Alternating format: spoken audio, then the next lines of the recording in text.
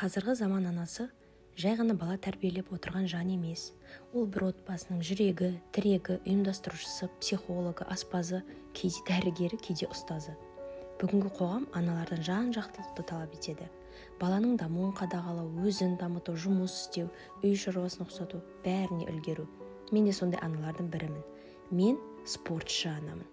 Ал отбасымның әрбір мүшесі менің қолдаушым.